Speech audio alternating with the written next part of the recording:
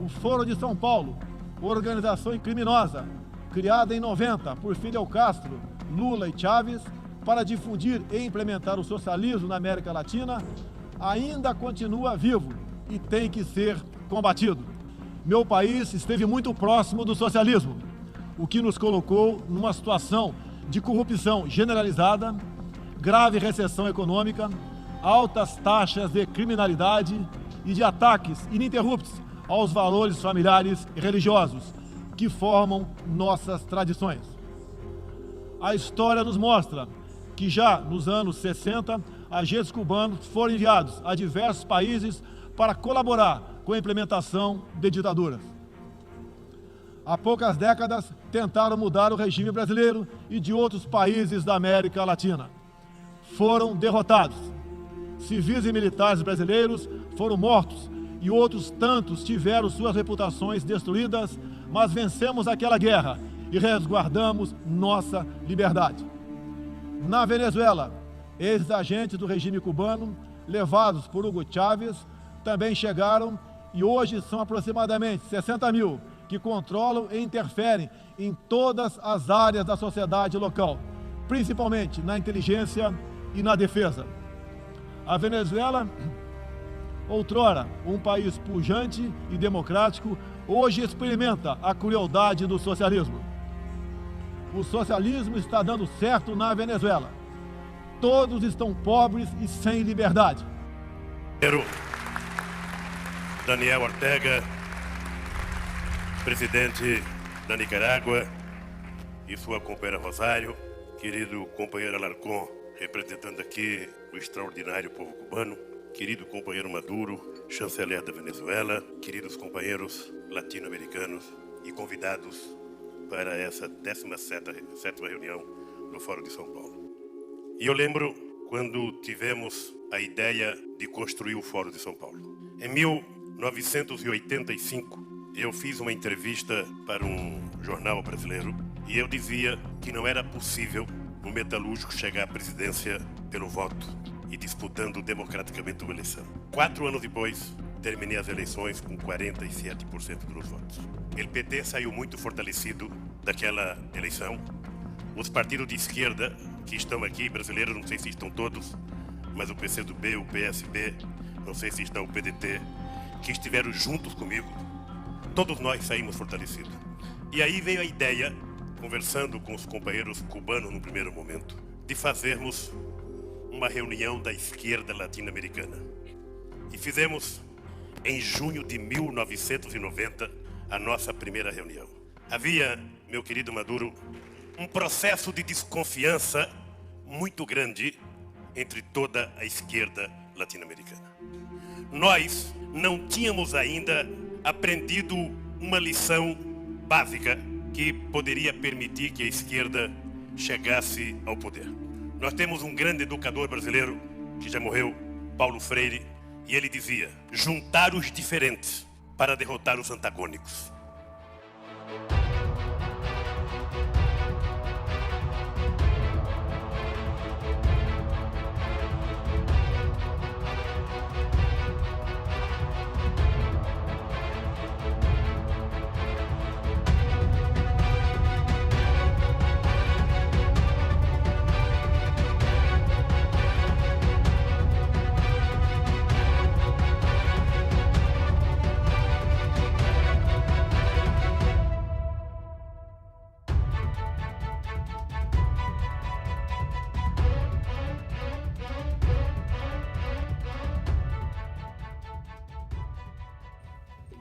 Por iniciativa de Luiz Inácio Lula da Silva, após sua derrota nas eleições de 1989 e com o apoio de Fidel Castro, ditador cubano, foi criado o Foro de São Paulo, que normalmente é apresentado pela mídia em geral apenas como um grande espaço de debates para a construção do chamado socialismo do século XXI.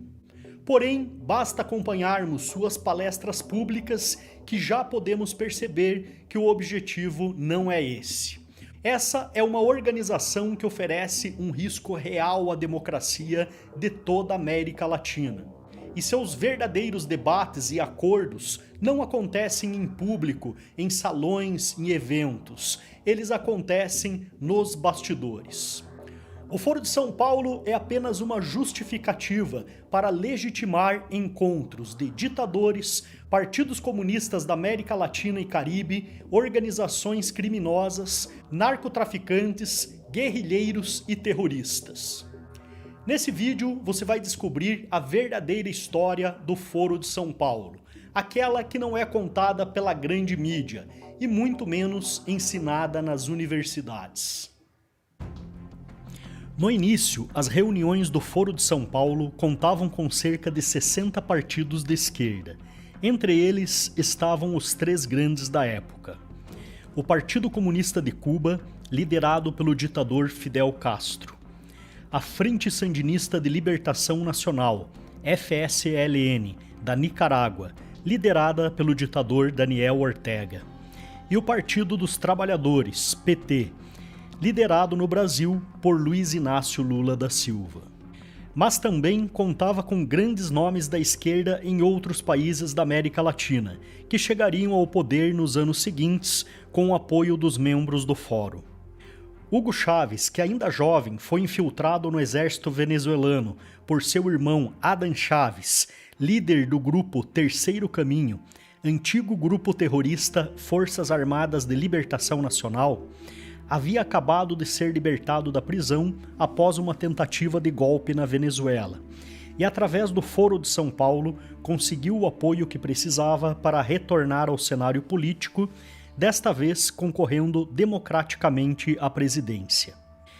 Evo Morales, líder sindical dos cocaleiros, agricultores que cultivavam a planta de coca, membro do partido Movimento para o Socialismo, instrumento político pela soberania dos povos da Bolívia, e membro fundador do Grupo de Puebla, organização considerada sucessora do Foro de São Paulo, criada em Puebla, México, em 12 de julho de 2019. Também fizeram parte os ex-presidentes Cristina Kirchner e Néstor Kirchner, da Argentina, Rafael Correa, do Equador, e Fernando Lugo, do Paraguai. Outro membro importante na criação do primeiro Foro de São Paulo foi Raul Reyes, porta-voz internacional das Forças Armadas Revolucionárias da Colômbia, um grupo narcoterrorista colombiano. Antes de se juntar às Farc, ele foi sindicalista e político local. Raul Reyes foi morto no nordeste do Equador, em um ataque aéreo e terrestre a seu acampamento realizado pelo exército da Colômbia. Em março de 2008, tropas do exército colombiano atravessaram a fronteira do Equador e surpreenderam do outro lado um grupo das Farc.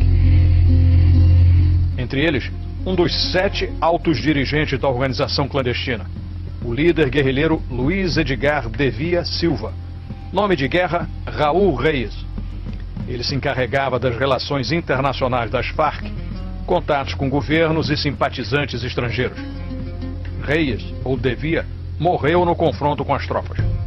Deixou para trás farto material, de cópias em papel a discos de memória de computador e arquivos em 3 laptops, incluindo e-mails trocados com seus chefes e pessoas em vários países.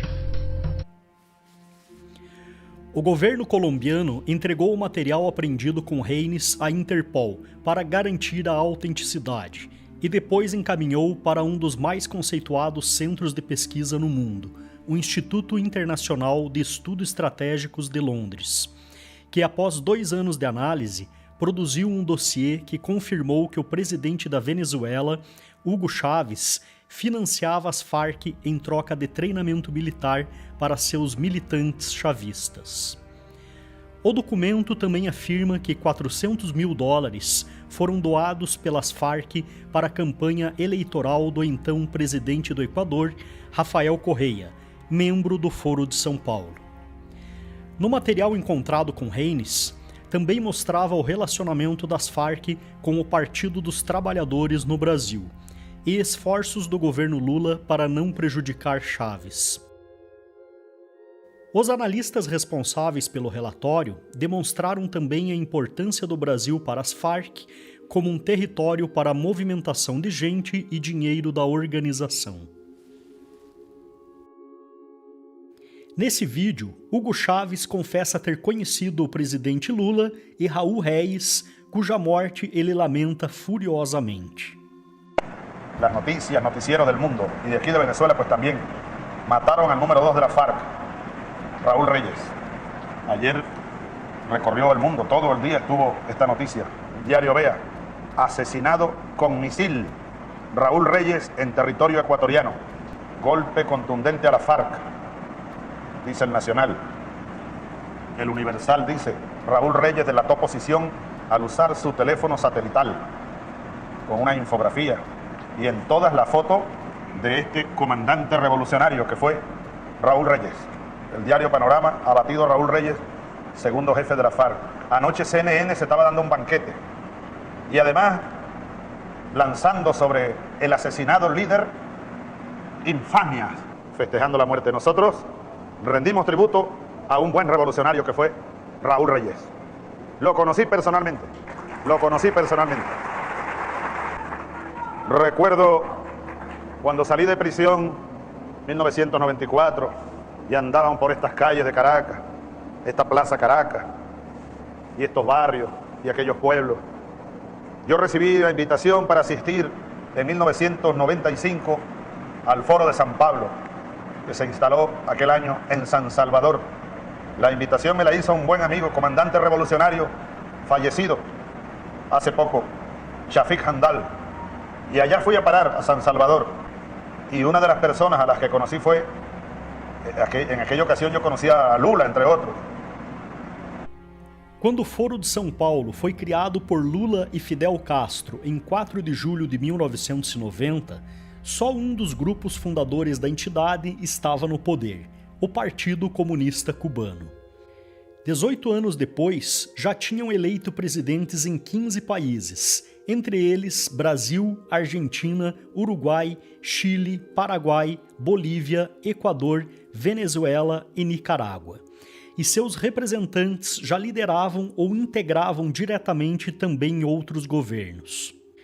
Ao acessarmos o site oficial do Foro de São Paulo, essa é a lista de países que hoje fazem parte da organização: Argentina, Aruba, Barbados, Belize, Bolívia, Brasil, Chile, Colômbia, Costa Rica, Cuba, Curaçao, Equador, El Salvador, Guatemala, Haiti, Honduras, Martinica, México, Nicarágua, Panamá, Paraguai, Peru, Puerto Rico, República Dominicana, Santa Lúcia, Trinidad e Tobago, Uruguai e Venezuela. Uma das principais forças contrárias ao Foro de São Paulo, além de Jair Bolsonaro, é o professor e filósofo Olavo de Carvalho. Devido ao seu posicionamento radical em relação a vários temas e sua maneira pouco convencional de se expressar, a mídia brasileira, majoritariamente de esquerda, e os próprios representantes dos partidos que integram o Foro de São Paulo aproveitam para fazer o que a esquerda faz de melhor: tentar destruir sua reputação para tirar a credibilidade de suas denúncias.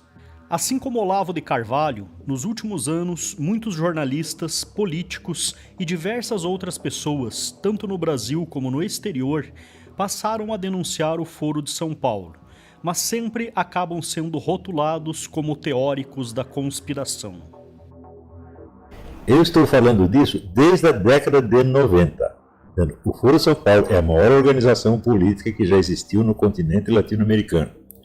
Eu acho que nem nos Estados Unidos há uma organização que reúna 200 partidos políticos e mais quadrilhas de narcotraficantes, sequestradores, etc, etc. É um negócio monstruoso.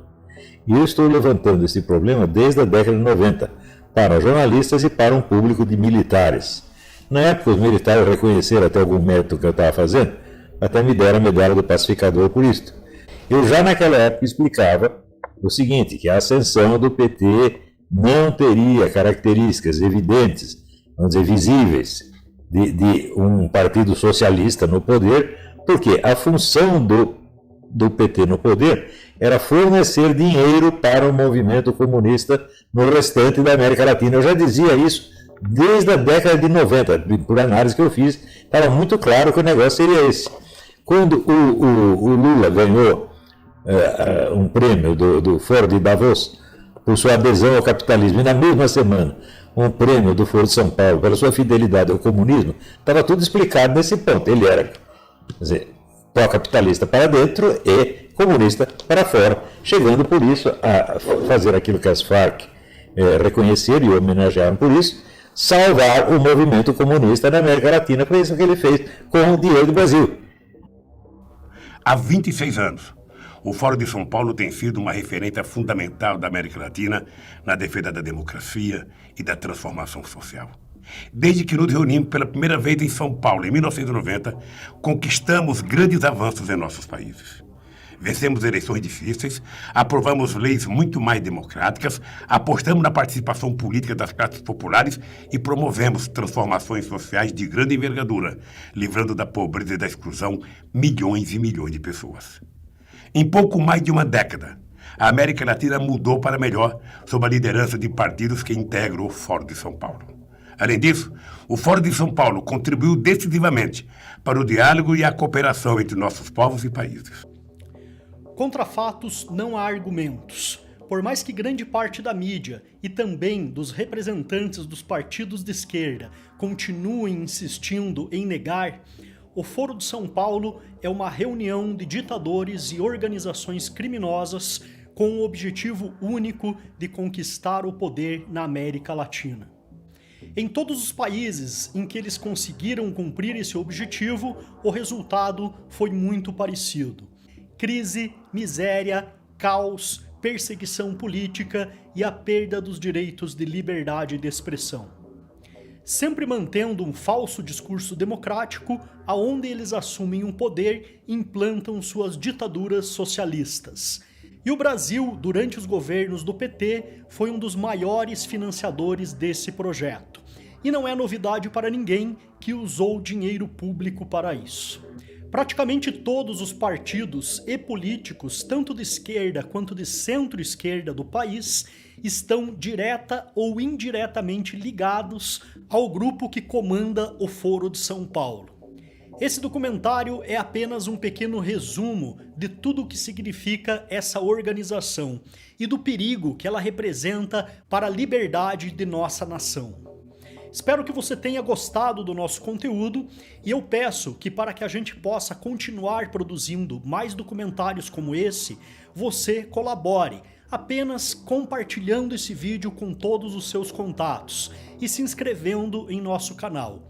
Isso garante que nós possamos continuar produzindo conteúdo de qualidade e totalmente gratuito para você aqui no YouTube. Muito obrigado, um abraço e até o próximo vídeo.